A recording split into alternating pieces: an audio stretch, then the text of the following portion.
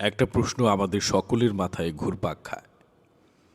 উসমান হাদির মাথায় কেন গুলি করা হলো, অন্য কোথায় কেন নয়? এই ভিডিওটি যদি সম্পূর্ণ দেখেন তাহলে আপনি বুঝতে পারবেন উসমান হাদির মাথায় কেন গুলি করা হলো। ভিডিওটি একটু লম্বা হওয়া সত্ত্বেও আমি সবাইকে অনুরোধ করব শেষ পর্যন্ত দেখার। শেষ পর্যন্ত দেখলেই বুঝতে পারবেন উসমান হাদির মাথাটা শুধু একটা মাথা নয়, যেন অ্যাটম বম। পুরো মাথাটাই একটা গোলা বারুদে ভর্তি ছিল। এই মাথাকে যদি ধ্বংস করা না হতো তাহলে ভবিষ্যতের কোনো দুর্নীতিবাজ, চাঁদাবাজ নিশ্চিন্তে বুক ফুলিয়ে চলতে পারত না। ভিডিওটি শেষ পর্যন্ত দেখুন। প্রথমত হলো আপনারা একটু কষ্ট পেতে পারেন আমার আলাপে, কারণ আমি জানি যে এখানে অডিয়েন্স গ্রুপ কারা। আর এই অডিয়েন্স গ্রুপের সাথে আমার চেহারা সুরতের একটা মিল থাকার কারণে আপনারা আমার অনেকে জাত ভাই মনে করেন। তো আমি আপনাদের কদ্দুর জাত ভাই এটাকে আমার একটু ক্লিয়ার করে নেওয়া দরকার। আশা করি এরপর আমি হয়তো আর মুসলিম মানুষ থেকে কোনো দাওয়াতও পাবো না। এরপরও বলতে আমার দ্বিধা নাই। হ্যাঁ, প্রথমত হলো যেমন আমার খুব ভালো লাগতো এখানে কিছু নারী পার্টিসিপেন্ট থাকা দরকার ছিল। এই আলোচনাগুলো শুধুই পুরুষদের জন্য না, যার অর্ধেক, যেই জনসংখ্যার অর্ধেক নারী, তাদেরকে বাদ দিয়া কদ্দুর কি করা যায় এটা কঠিন। এখন এইটা হলো মুসলিম মাইন্ডের পলিসি, সুতরাং আমি সাজেস্ট করার মতো কেউ না, কিন্তু আমার ভালো লাগা মন্দ লাগার মতো ন্যূনতম স্বাধীনতা তো আমার আছে, তাই না? এটা আমি বলি। দ্বিতীয় ব্যাপার যেটা, সেটা হচ্ছে ধরেন 24-এর অভ্যুত্থান এবং বাংলাদেশের কালচারাল হেজিমনি। এই আলাপ করতে গেলে তো হেজিমনি কি, তারপরে কালচারাল হেজিমনি জিনিসটা কি, একটা কালচারাল হেজিমনি একটা নেশন বিল্ডিং এ, স্টেট বিল্ডিং এ কিভাবে ফাংশন করে, সেইটার স্পন্সরশিপ তৈরি হয় কিভাবে, স্টেক হোল্ডার কারা, এ তো বিরাট আলাপ, মানে দিনের পরে দিনের আলাপ। এই আলাপ বরং না করে আমি বরং ধরেন কিছু বিচ্ছিন্ন কথাবার্তা আপনাদের সাথে শেয়ার করি, এটা একদম পার্সোনাল লাইফের গল্প। আমি শেষের 2-3 মিনিটে চেষ্টা করব যে এই যে আমি বিচ্ছিন্ন ভাবে আপনার কিছু গল্প বললাম, এগুলোর একটা কোরিলেট করা যায় কিনা, কোরিলেশন টানা যায় কিনা, এটা চেষ্টা করব। সুতরাং আমার আলাপ আপনার খুব সিরিয়াসলি নেওয়ার দরকার নাই। জাস্ট চিলমুডে থাকেন সবাই। আগের আলাপের থেকে টেনে আসি। ধরেন আমরা কি চাই অথবা কিভাবে চাই, এটা মনে মনে ধরেন আপনারা অনেকে জানেন, আমরাও চাই।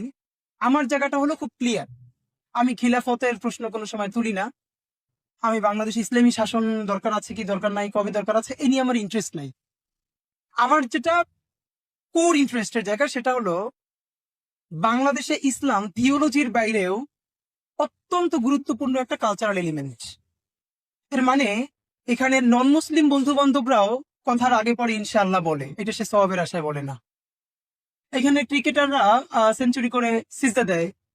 এখন ক্রিকেট খেলে তারপরে সিজদা দিলে সওয়াব হবে কিনা, সিজদা দেওয়া যাবে কিনা, এই আলাপ যারা প্রশ্ন করে, নাইতুল্লাহ আব্বাসী সাহেব একজন প্রশ্ন করলো এই সিজদা দেওয়া জায়েজ আছে কিনা, তার আগে প্রশ্ন ক্রিকেট খেলা জায়েজ কিনা, সে প্রশ্ন কিন্তু করে নাই। এর মানে ক্রিকেট খেলা দেখতে দেখতে সে হুজুরে জিজ্ঞেস করতেছে এই সিজদা কি জায়েজ, মানে সংকটের জায়গাটা বোঝার চেষ্টা করেন, সে কিন্তু ক্রিকেট খেলা দেখতেছে। তো এইরকম হাজারটা প্রশ্ন আছে। এরপরে আরো মজার প্রশ্ন আছে যে সে যেই দিকে সিজদা দেয় সেই দিকে তো কিছু মানুষ দাঁড়িয়ে আছে, তাহলে তারা সিজদা দেওয়া হইল কিনা। আহ তো আমার সাথে সাধারণত আমার সালাফি বন্ধুরা আমার যে কারণে পছন্দ করে না, ওটা আমি এনজয় করি। এটার একটা বড় কারণ হলো, খেয়াল করবেন আমার যারা ফেসবুকে টুকটাক ফলো করেন, আমি তো আর ফেসবুকে সেলিব্রিটি না, আমি বারবার বিভিন্ন ব্যাপারে খোদা শব্দটা খুব বলি। খোদা চাইলে আমরা এটা করবো, এই করবো। তেমন কোনো কমেন্ট নাই। আমার আমার বন্ধু বান্ধবরা এটা আমার জ্ঞান দেন না, ভালোবেসেই দেন, আমি বুঝি। আচ্ছা, আপনি আল্লাহ বলেন না কেন? আল্লাহ বলে সওয়াব আছে। খোদা তো ফার্সি শব্দ। আমার ভীষণ কষ্ট হয় যে এই মানুষগুলোর নিয়াতে আসলে কোনো ঘাপলা নাই। এদের মনটা ভীষণ ইসলামের জন্য কাঁদে। এই কাদার সাথে সাথে যদি তাদের কিছু স্কিল থাকতো, বোঝাপড়া তৈরি হইতো, তাহলে 90% মেজরিটি উইথ 9% পাওয়ার হওয়া লাগতো না। বাংলাদেশে ইসলামকে কালচারালি অথবা রাষ্ট্রিক জায়গা থেকে এই যতটা ইসলাম যত দূরে, এই জন্য আপনারা বামপন্থাকে যত গালিগালাজ করেন, এজেন্সিকে যত গালিগালাজ করেন, এর 80% গালিগালাজ যাওয়া উচিত বাংলাদেশের কোট আনকোট ইসলাম প্রেমী মর্দে মুজাহিদদের কাছে। কারণ বাংলাদেশে এখন পর্যন্ত কালচারালি বলি, রাষ্ট্রিক জায়গা থেকে বলি, ইসলামকে একটু আগাইয়ে যদি সবাই মিলে নেয়, এর বড় ক্ষতি শাহবাগীরা যা করে তার চেয়ে অনেক বেশি করে এই না বোঝা এই মর্দে মুজাহিদরা। কেমনে করে? আমি শুধু আপনাকে দুই একটা ক্রাইসিসের কাছাকাছি সময় বলি, ভাই এর কথা ভুলে যাব। ভাই খুবই একটা গুরুত্বপূর্ণ ইনপুট দিয়ে গেছে, উনি আর বিস্তারিত আলাপ করে নাই, তা আমি এসে ধরতে পারলাম। সেটা হলো, দেখেন, আহ গত 5 মাসে ইনকিলাব মঞ্চের উঠে আসা এই উঠে অন্তত জুলাই পরবর্তীতে অনেকগুলো দোকান তো খোলা হয়েছে বাংলাদেশে, তাই না? তো ইনকিলাব মঞ্চ তো হুট করে উঠে আসে না, এটা যে উঠে আসলো এর ফ্রেমিং, আপনারা যে কেউ খেয়াল করেছেন কিনা যে ইনকিলাব মঞ্চের অন্তত গত 20টা প্রোগ্রামের নামকরণটা শুধু যারা খুব ভালো অবজার্ভ করে তারা আমাদেরকে এটা অনেকে জিজ্ঞেস করেছে যে আপনাদের নেইমিং এর ব্যাপারগুলো। আমরা বলছি গণসিজদা ও দ্রোহের গান। তো একটা মজার ব্যাপার বলি, যে আলোচনাটা আমরা সবার আগে এনেছি, শাহবাগে আমরা স্বৈরাচার পতনের শুকরানা উপলক্ষে গণসিজদা ও দ্রোহের গান করলাম। তো মজার ব্যাপার হলো এইটাকে যারা যেমন ধরেন আমাকে নিয়ে এখন সব থেকে বড় ক্রাইসিস কার, মানে আমাদেরকে শাহবাগী পাড়ার। তো শাহবাগী পাড়ার এই জন্য ক্রাইসিস যে তারা বুঝতে পারতেছে যে আমরা সেই জিনিসটাকে ওভারকাম করতে পারি আর না পারি, অ্যাড্রেস করতে সফল হয়েছি, যেইটারে দিয়ে তারা এতদিন হেজিমনি তৈরি করে রাখছিল, যেইটারে দিয়ে তারা পাওয়ার পলিটিক্স শুধু না স্টেটের একটা প্যারালাল স্টেট হয়ে উঠছিল। ওই জিনিসটাকে আমরা ওভারকাম করতে পারি আর না পারি, রিয়েলি ওই জায়গাটাকে আমরা অ্যাড্রেস করতে পারছি তাদের পলিটিক্যাল জায়গাকে। এই জন্য শাহবাগের এখন বড় শত্রু শিবির না, শাহবাগের বড় শত্রু বিএনপিও না, শাহবাগের সব থেকে বড় শত্রু ইনকিলাব মঞ্চ। মানে আপনারা জিনিসটা বুঝতেছেন কিনা? কেন আমরা যখন বললাম গণসিজদা ও দ্রোহের গান, একটা টিভি থেকে আমাকে ইন্টারভিউ করা হচ্ছে যে ঠিক আছে স্বৈরাচারের শুকরানা উপলক্ষে আপনারা গণসিজদা দ্রোহের গান, মানে দুইটা বিপরীতমুখী জিনিস না? দ্বিতীয় প্রশ্ন করলো, মজার ব্যাপার দেখেন, যখন সবাই মিলে আমরা বললাম যে আমরা একটা সিজদা দিব সবাই, তো নারী পুরুষ সবাই দাঁড়ালো। আমি আবার বললাম যে আমাদের বোন যারা আছেন আপনারা কাইন্ডলি, এটা যদিও ধর্মীয় সিজদা না, এটা পলিটিক্যাল সিজদা, অজু না থাকলেও সমস্যা নাই, দেওয়া যাবে। তো অনেকে আইসা শরিক হইলেন। বোনদেরকে বললাম যে প্লিজ আপনারা এক পাশে যাইয়েন, হ্যাঁ অন্তত। তো ওনারা এক পাশেই ছিল, 15-20 আপু ছিল, এবং এর মধ্যে মোস্ট ইম্পর্টেন্টলি কয়েক আপু ছিল তাদের মাথায় কাপড় ছিল না, তারা ধার করে ওই সময় একটু কাপড় নিয়ে সিজদায় পার্টিসিপেট করলো। এখন মুশকিল হইলো আমার যে প্রশ্নের সম্মুখীন হইতে হয়, এইটা আপনি কি জান্নাত কামাই করে ফেলছেন? উত্তর হইলো আমি জান্নাতের জন্য এটা করি না। আপনি এতে কি কি ইসলামের উপকার করছেন? আমি ইসলামের উপকার করতে চাই নাই। আমি চাইছি এইখানকে মুসলিম যে আইডেন্টিটি অচ্ছুত, যেটা বললে জাত থাকে না, কোন একটা মানে ফর্মাল সেশনে এই শব্দগুলো উচ্চারণ করলে সেটা শব্দ হয়ে ওঠে না অভিধানের ভাষায়। এই নেগেটিভকে আমরা ভাঙতে চেয়েছি। আমার কাছে এখানে ইসলামকে বা এখানে মানে জান্নাত কামাই করে না। মজার ব্যাপার হলো দেখেন, তো টিভি আমাকে যখন বলছে যে আপনারা গণসিজদা দিলেন, ঠিক আছে, মানে এটা অন্য কিছু না কেন? তা আমি বললাম দেখেন, ফ্যাসিবাদ যে শুধু ক্ষমতা চর্চার ব্যাপার না, এটা যে মননে মগজে কালচারাল প্র্যাকটিসের ব্যাপার, এটার প্রমাণ হলো আপনার প্রশ্ন। বলে এটা কিভাবে?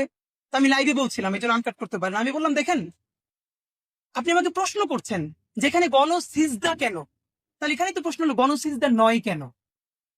মানে মানুষ কি কিভাবে আনন্দ সেলিব্রেট করে, কেউ সিজদা দেয়, কেউ দৌড় দেয়, কেউ গান গায়, কেউ মোমবাতি জ্বালায়, যাই যা ইচ্ছা তাই। তাহলে কারো যদি ইচ্ছা এখানে কনসার্ট করবে, কারো ইচ্ছা হলে মাহফিল করবে, কারো ইচ্ছা হলে যাত্রা করবে, কারো ইচ্ছা হলে সিজদা দিবে। তো যাত্রা সাংস্কৃতিক ব্যাপার, কনসার্ট সাংস্কৃতিক ব্যাপার, কিন্তু মিলাদ মাহফিল বা সিজদা কেন ধর্মীয় ব্যাপার হয়ে ওঠে? এরপরে কিন্তু উনি আর উত্তর দিতে পারেন নাই। আমি তখন বলেছিলাম এখানে যার যা ইচ্ছা তাই করবে, এটাকে আপনি আটকাতে পারবেন না। তো সুতরাং যদি মুসলমানরা বলে ওইখানে কনসার্ট করা যাবে না, আমি তার বিপক্ষে। কনসার্ট করান যাবে না না বলে আপনি এত ভালো ভালো মাহফিল করেন যাতে মানুষ এত বেশি মাহফিলে এসে যোগ দেয় যাতে কনসার্ট ফাঁকা হয়ে যায়। তিউনিসিয়ার ঘানুশিকে যখন প্রশ্ন করা হলো ইসলামী বিপ্লব করলেন, এরপরে তো তিউনিসিয়ায় মদ বিক্রি হয়, তাহলে কেমন ইসলামী বিপ্লব করছেন? ফেসবুক যোদ্ধাদের মতো। ঘানুশি বললেন মদ নিষিদ্ধ করা আমার কোনো কাজ না, আমি মদ নিষিদ্ধ করবো না। তাহলে আপনি এটা করলেন কি? বললেন তোমরা সবাই মদ খাওয়া বন্ধ করে দাও, তাইলে তো দোকান ফাঁকা হয়ে যাবে, আর কেউ মদ বেচবে না, অন্য ব্যবসা নিবে।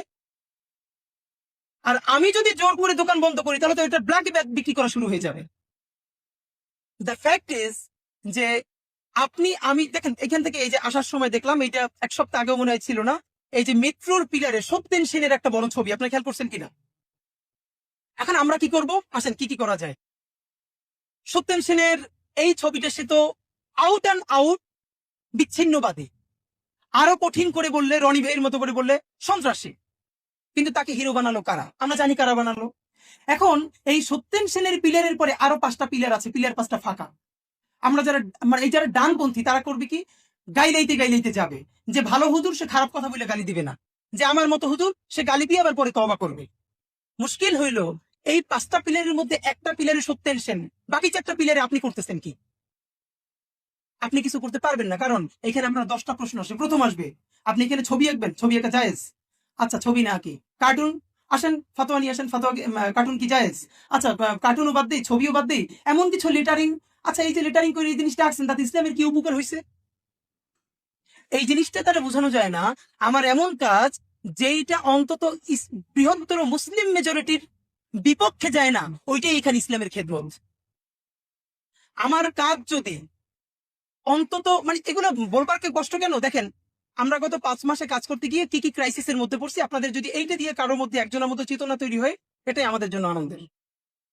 তার আগে বলি যে সপ্তাহখানিক আগে খুবই মানে জাতিসংঘের একটা প্রোগ্রামে, সেখানে জাতিসংঘের কিছু ডেলিগেট এসেছেন বাইরে থেকে 5 জন, ওনারা সরকারের সাথে বসবেন। তো সরকারের সাথে বসবার আগে এই জুলাই বিপ্লবে যারা রাস্তায় থেকে অগ্রণী ভূমিকা পালন করেছেন এমন 10 জন তরুণের সাথে ওনারা বসতে চেয়েছেন। তো আমিও সেখানে আমন্ত্রিত ছিলাম। দেখেন শুধু ক্রাইসিসটা বুঝছেন, বাংলাদেশ না পৃথিবী থেকে বিচ্ছিন্ন কোনো দ্বীপ না।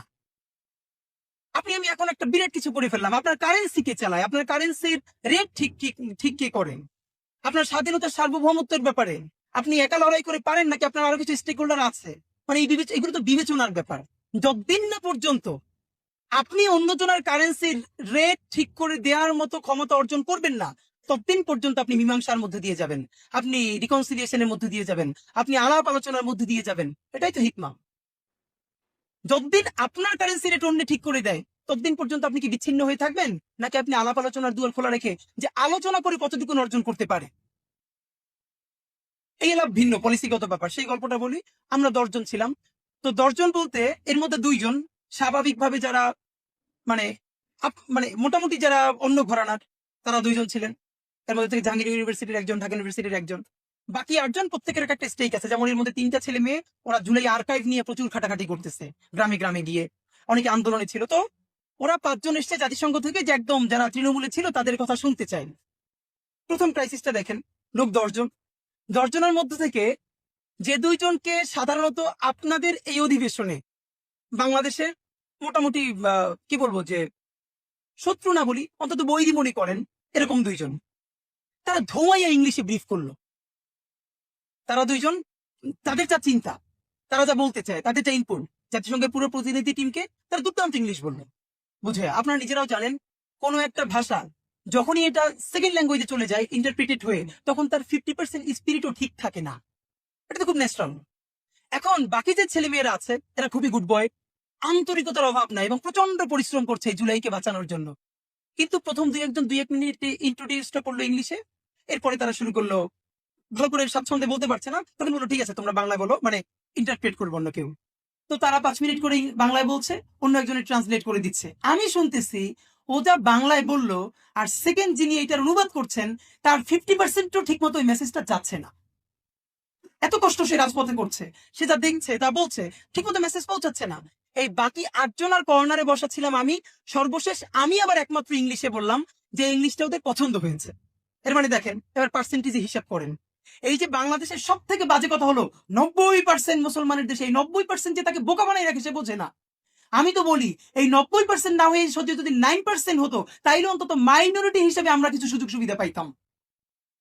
এখন এই 90%-এর গল্প করতে করতে সে কালচারালি 9% মাইনরিটি, সে পাওয়ার পলিটিক্স এর মাইনরিটি, কিন্তু সে নিজেই চিল্লাই বলে হ্যাঁ আমি 90%। ভাই 90% কোথায়, তোমার 9% স্টেক কোথাও আছে? নাই তো। তো থাকার জন্য কি লাগবে? সেই স্কিল। খেয়াল করেন এই 8 জনের মধ্যে বাকি 2 জন যারা অন্য ঘরানার, তারা 2 জন আর 200 সমান ইফোর্ট দিল ইংলিশে বলে। আর এই পাশের 8 জন, এই 8 জনের মধ্যে একজন বললো, বাকি কেউ বলতে পারলো না। এর মানে হলো স্কিল ইজ দ্য প্রবলেম। আমাদের অনেক ভাই বোন আমরা যখন প্রোগ্রাম করি এসে বলে ভাই লাগে জীবন দিয়ে দেবো।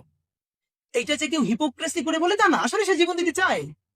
কিন্তু আল্লাহ তো আগে জীবন দিতে বলে নেই একবার। আল্লাহ বলছে আমওয়ালুকুম ওয়া আনফুসিকুম, আগে মাল দাও। মাল মানে কি?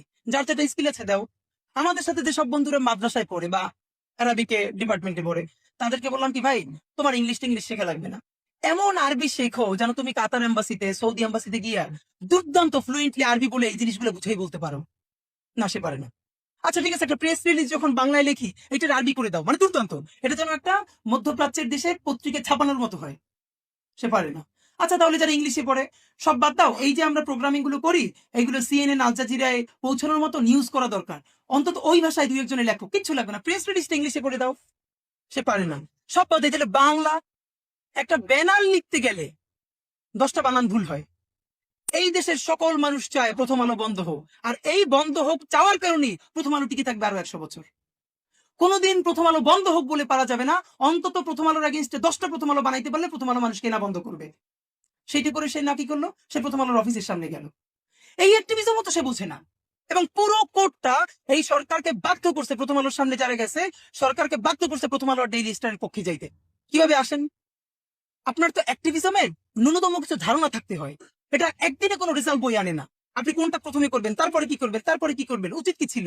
গত 15 বছরে ডেইলি স্টার, প্রথম আলো যাদের বিরুদ্ধে স্টোরি তৈরি করে ন্যারেটিভ নির্মাণ করে করে করে করে তাদের জীবনটা জাহান্নাম বানাই ফেলছে সামাজিক ভাবে, এমন মানুষ আছে না?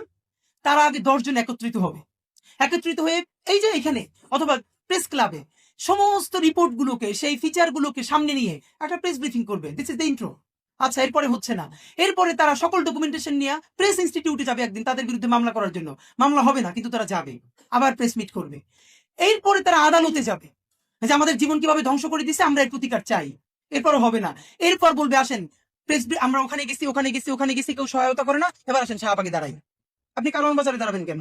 আচ্ছা গেছেন, ভালো কথা, কারওয়ান বাজারে দাঁড়াইতে। আপনাকে ইন্টারন্যাশনালি জঙ্গি বানাইতেছে, আপনার একটা ইংলিশ প্ল্যাকার্ড নাই কেন ভাই? আপনি ডেইলি স্টারের সামনে দাঁড়াইছেন, কি বিপ্লবটা করছেন?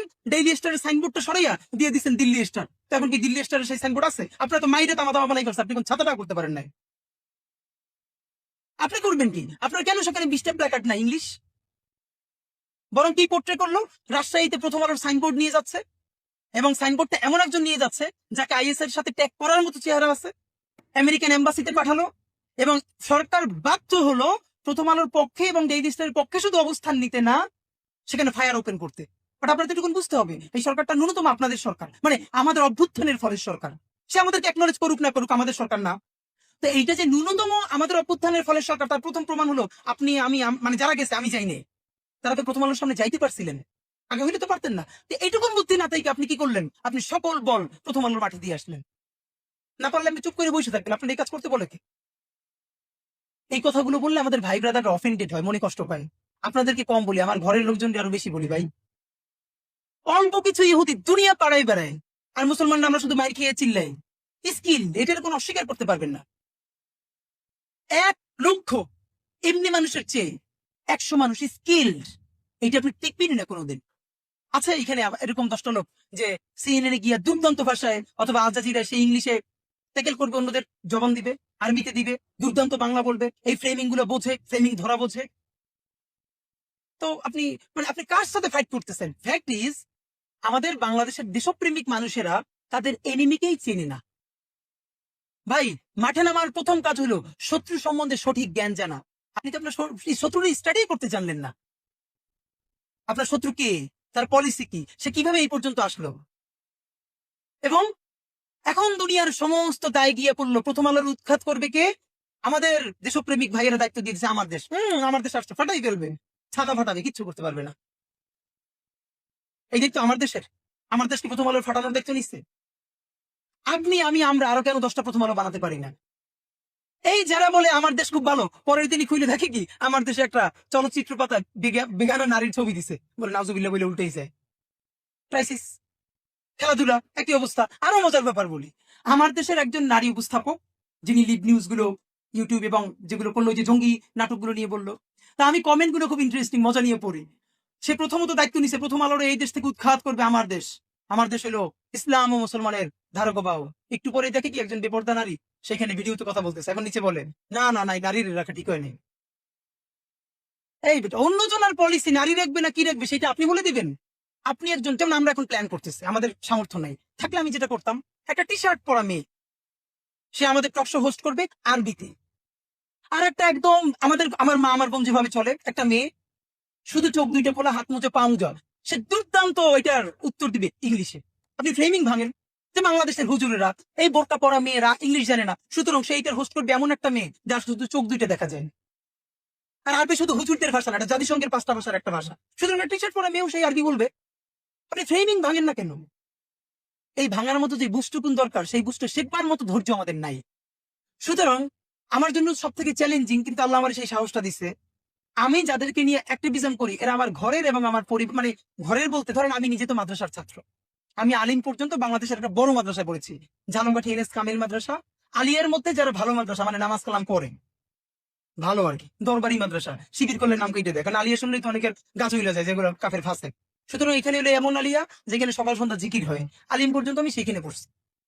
আমার নানা গোষ্ঠী সব হলো দেওবন্দের বড় আলেম, আমার নানা দেওবন্দের ফারে, আর আমার দাদা গোষ্ঠী হলো সব সার্সিনা লাইনের, এর মানে হাইব্রিড। এবং আমার পুরো আমার জেনারেশনের মধ্যে আমি হইলাম সব থেকে আলট্রা মডার্ন, হ্যাঁ, যারা আপনারা গালিগালাজ করেন। কিন্তু আমার অ্যাক্টিভিজমে আমার এই বন্ধুদেরকে আমি কোনোদিন টার্গেট অডিয়েন্স মনে করি না এবং করিও না, কারণ এরা যদি আপনার টার্গেট অডিয়েন্স হয় আপনি আপনার মাকসাদে পৌঁছাইতে পারবেন না। এই কথাটা আপনার অফেন্ডেড হয়েছেন তো?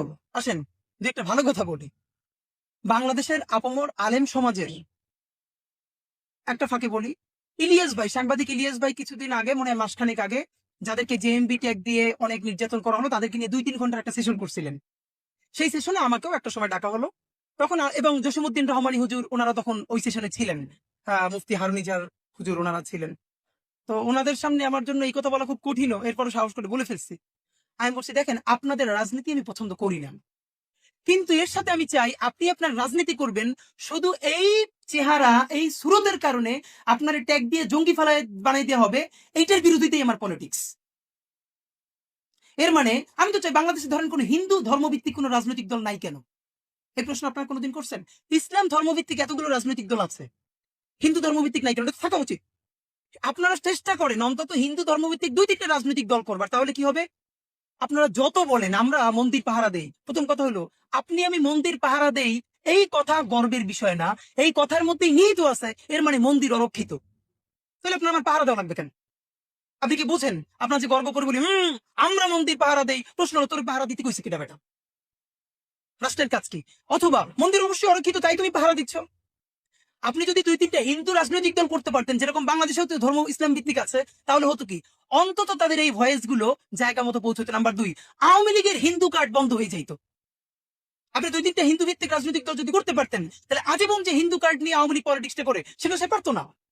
এমন হয়তো সেই রকম একটা হিন্দু দল মানে হিন্দু ধর্মভিত্তিক দল জামাতের সাথে অ্যালাই করতো, খেলাফত মজলিসের সাথে অ্যালাই করতো, অন্য দুর্দান্ত একটা পলিটিক্স হয়ে যেত। অথচ আমরা কি করবো? আজকে যদি হিন্দু ভিত্তিক একটা রাজনৈতিক দল হয় আগে তুইটা গাইলানো শুরু করবেন, যাও নতুন একটা কাম শুরু করছে। আসেন আর একটা ব্যাপার বলি, ইসকন কি কি করে এটা আপনি আমি আমরা গত 10 বছর ধরে সবাই জানতাম। সে বইমেলায় স্টল পায়, সব পায়, যায় কিছু করে। খেয়াল করেন ইসকন যা যা করে এতে আমাদের ব্যক্তি লাইফের কিন্তু কোনো ক্ষতি ছিল না ইনকিলাব মঞ্চের। কিন্তু আপনারা পারলে বলেন তো বুকের এরিয়া, ইসকনের সব থেকে বড় ভিকটিম তো বাংলাদেশের কওমি আলেমরা, একটা পর্যায়ে সালাফি আলেমরা, বিভিন্ন পর্যায়ের মানুষ মানে যারা মুসলিম রাইটস বা এইগুলো নিয়ে কথা বলতেছিল। ইনকিলাব মঞ্চের ইসকন নিয়ে প্রেস ব্রিফিং এর আগে ইসকন এইভাবে ফ্রেমিং এ আসছে, পারলে বলেন তো কেউ এটা করতে পারছে? এটা আমরা করেছি, কারণ আমরা ইসকনের বিরুদ্ধে কথা বলেছি আলেম হিসেবেও না, হুজুর হিসেবেও না। আমরা ফ্রেমিং করেছি ইসকন মুসলমানের কি কি ক্ষতি করে সেইটা না, আমরা বলছি 1 নাম্বার ইসকনের অনুমতির জায়গা কোথায়। ওকে, যে জায়গা থেকে সে অনুমতি পেয়েছে তাতে সে যে অ্যাক্টিভিজম করে তার আইন থেকে পারমিট করে কিনা, এরকম ধরে ধরে সংসদের আইন প্রিন্ট করে নিয়ে আসছি, ইসকনের প্রত্যেকটা ফিচার নিয়ে আসছি, এবং রাষ্ট্র বাধ্য হয়েছে তারপর এটা নিয়ে কথা বলবার এবং সামনে এসছে। এর মানে আপনি যদি প্রপার হোমওয়ার্ক করে প্রপার অ্যাক্টিভিজম করতে পারেন, অবশ্যই ইনশাল্লাহ এটার ইম্প্যাক্ট তৈরি হবে, আজ হোক কাল হোক। দ্য ফ্যাক্ট ইজ, এবং ধরেন আমি মানে এই যে বাইতুল মোকাররমে প্রতিদিন প্রত্যেক জুমার পর 5-10 হাজার মানুষের মিছিল হয়, কোন জাতীয় দৈনিকে আসে না। অথচ বাম ঘরানার 10 জনের মিছিল কেন আসে? প্রথম হইলো কারণ তাদের মিডিয়া আছে, এটি হলো একটা বাস্তবতা। দ্বিতীয় প্রশ্ন যেটা অ্যাড্রেস কেউ করে না সেটি হলো, ভাই একটা মিছিল, একটা ছোট সমাবেশ, নিউজ আইটেম হইতে কি কি জানা লাগে এটা কি বাংলাদেশের ডানপন্থীরা জানে? জিজ্ঞেস করলে কেউ বলতে পারবেন না এখানে যে পরের দিনের একটা প্রোগ্রাম মিডিয়া হাউসে পাঠাইতে হইলে কত ঘন্টা আগে পাঠাইতে হয়, তারা অ্যাসাইনমেন্ট দেয় কয় ঘন্টা আগে। বলবে কি কোনো নিউজ আসে নাই? ভাই পরের দিনের প্রোগ্রামের অ্যাসাইনমেন্ট প্রত্যেকটা মিডিয়া হাউস আগের দিন বিকেল 5টার মধ্যে শেষ করে। এটা ফোনে বললে হবে না, পুরো প্রোগ্রামের রাফ সুন্দর ভাষায় আপনাকে মেইল করতে হবে 5টার আগে। আপনার ফ্রেমিং সুন্দর হলে 1 দিন 2 দিন 3 দিন সে ওখানে আসবেই। প্রোগ্রাম লিখছেন 11টায়, সাংবাদিক আসছে 11টায়, প্রোগ্রাম শুরু করছেন 11:45, জীবনে আর আসবে না। আপনার একটার প্রোগ্রাম 11টার প্রোগ্রাম 11টায় শুরু করতে হবে। এই বললাম সব থেকে ছোট ব্যাপার। আপনি যখন একটা প্রোগ্রাম করতেছেন, বিরাট মিছিল, সামনে একটা ব্যানার নাই। যেই মিছিলটায় যাদেরকে জঙ্গি বলে চালানো যায় এমন চেহারার লোক আছে, অথচ সামনে একটা ইংলিশ ব্যানার নাই। বিকজ আপনাকে কে পোর্ট্রে করবে আপনি জানেন না? আপনার সামনে ইংলিশ প্ল্যাকার্ড নাই কেন? আপনার ইংলিশ ব্যানার নাই কেন? নাই তো। এই যে নাই, এটা তো বাস্তবতা। আর এই না থাকার কারণে এখানে 90% মানুষ শুধু হাই হুতাশ করে উইথ 9% পাওয়ার। আর যারা 9% কম তাদের স্টেক 90%। এই যে ভাই বললো আমরা ব্র্যাকের বিরুদ্ধে বলি, আমরা প্রথম আলোর বিরুদ্ধে বলি, পারলে তাদের সাথে নেগোশিয়েট করবার কাছাকাছি সমান না এইরকম 10 জন লোক খুঁজে দেখান না। যখন ফ্যাসিবাদ পালালো, মানে ফ্যাসিবাদের আইকন পালালো, বাংলাদেশের প্রত্যেকটা বিশ্ববিদ্যালয়ে ভিসি, প্রভিসি, রেজিস্ট্রার, ট্রেজারার এইগুলো নিয়োগ হবে। তাতে কমপক্ষে 250 বেশি স্কিল লোক দরকার ছিল। মানে স্ক্যানার দিয়েও খুঁজে পাওয়া যাইতেছিল না। তা আপনি স্কিল রিপিট করবেন কি দিয়ে ভাই? তো চলেন আমার এই বকাঝকা চিল্লাপালার মধ্য দিয়ে যদি আমার সাথে রাগ কইরাও এমন 10 জন মানুষ আজকে ওয়াদা নিতে পারেন, যা মাদ্রাসায় তো পড়ি, এমন আরবি শিখবো যে ফাটাই ফেলবো, শুধু কিতাবি আরবি না। আপনার আজকে যে মিছিল, আপনারা আমরা মাইক্রোফোন ধরবো, এই মিছিলের 3 মিনিটে ব্রিফ আপনি আরবিতে বলে দিবেন, যেটা আল জাজিরায় পাঠানো সম্ভব, সিএনএন এ পাঠানো সম্ভব, মধ্যপ্রাচ্যের ইগুলোতে, এম্বাসিগুলোতে পাঠানো সম্ভব। বাংলাটাই করেন না, দুর্দান্ত। ইংলিশ মানে আমাদের কিছু ভাই টুকটাক ছবি তুলে আমাদের প্রোগ্রামের, ভাই জীবন দিয়ে দেবো লাগলে কিছু বলবেন, আপনাদের থ্রেট করছে। আমি কিছু একটা কাম করো, জীবন দেওয়া অনেক কাম নাই, তুমি তো মোটামুটি ছবি তুলতে আগ্রহী, তবে একটা ফটোগ্রাফি করছে ভর্তি করে দেই। না ভাই এটা পারবো না। মানে জীবন দিতে পারবে, ফটোগ্রাফি শিখতে পারবে না। আমাদের দরকার ভিডিওগ্রাফার। ওই তোমার একটা কাজ করি, আমি 5,000 টাকা দিয়ে ভর্তি করি, আমাদের তো লোক নাই, দেখো না, তুমি একটা কোর্স করো। তখন 10টা এক্সকিউজ। সে জীবন দিতে চায় কিন্তু সে ভিডিওগ্রাফি শিখবে না। ভাই যে ফটোগ্রাফি পারে সে বাংলাদেশের 10টা ফটোগ্রাফারের একটা ফটোগ্রাফার হবে ভাই। ভিডিওগ্রাফির মধ্যে 10টা ভিডিওগ্রাফারের একটা ভিডিও, মানে সে সব একটু একটু করবে, কোনোটার উস্তাদ হবে না। তা আপনি যার সাথে ফাইট দিতেছেন সে তো ওই লাইনের বাংলাদেশের 10 জনের একজন উস্তাদ। এখন তো মাল্টি ট্যালেন্টেড হওয়ার দিন নাই, এখন তো স্পেশালাইজেশনের যুগ। আপনি বাংলায় ফাটাই ফেলবেন, ইংলিশ, আরবি, যে ছবি তুলবে বাংলাদেশের সেরা ছবি, ভিডিওগ্রাফি। এইরকম 20টা লোক আমাদের দেন, আপনারা 1 বছর দেখেন আমরা কোথায় নিয়ে যাই ইনশাল্লাহ। কিন্তু লোক নাই। আপনারা অবাক হবেন আমি আপনাদেরকে বলি, যেমন এখানে এসে বলছি যাবেন এগুলো চোখে লাগে বেশ। এইটা এত বড়, ব্যানারটা তো ছোট হবে কেন? এই ব্যানারটা হবে মিনিমাম 12 ফিট বাই 4 ফিট। বলবেন এটা আপনার ধরতে বলছে কি? কাজ করতে করতে গিয়ে চোখে লাগে। এখানে দাঁড়াই ছবি তুলছে না, ছবিটা সুন্দর আসবে না, পুরো জিনিসটা ফাঁকা। ওই যে সত্যেন ছেলের ছবিটা এসে দেখলাম, একটা সাথে ব্যাগ থাকে সবসময়। আমার সাথে যাবেন আসছে, ওই ইনকিলাব মঞ্চের সদস্য সচিব। এই ব্যাগটার মধ্যে রশি, কেচি, ব্লেড, কস্টেপ এগুলো সবসময় নিয়ে নিয়ে ঘুরি।